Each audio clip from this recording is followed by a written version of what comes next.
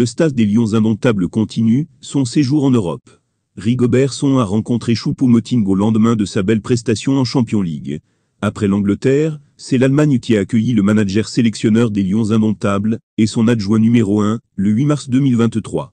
Et c'est depuis la loge d'honneur de l'Allianz Arena qu'ils ont assisté à la qualification du Bayern de Munich pour les quarts de finale de la Ligue des champions UEFA, au détriment du PSG, battu 0-2.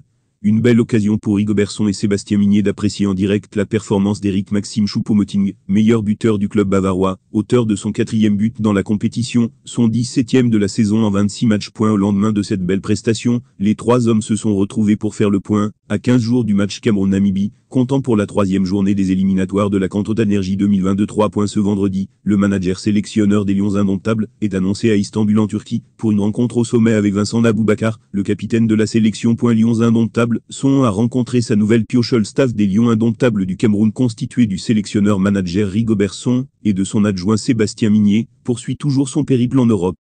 La publication de la liste élargie des Lions indomptables n'a pas empêché Rigobertson de poursuivre la rencontre des joueurs sur le vieux continent.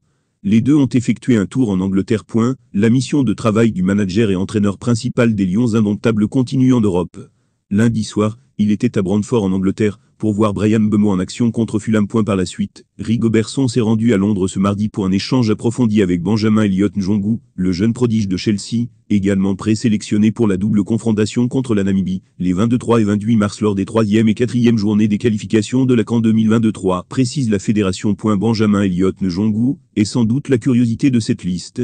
Né d'un père camerounais et d'une mère britannique, le 5 novembre 2002 à Londres, Ben Elliott-Njongou pourrait être retenu dans la liste définitive de Rigobertson pour la double confrontation face à la Namibie. Formé à Chelsea, il évolue actuellement avec les U23 des Bleus, avec qui il a disputé 19 matchs cette saison pour un bilan de 2 buts et 5 passes décisives. Des chiffres et un volume de jeu qui ont poussé Graham Potter, entraîneur Chelsea, à le surclasser de temps en temps dans le groupe professionnel.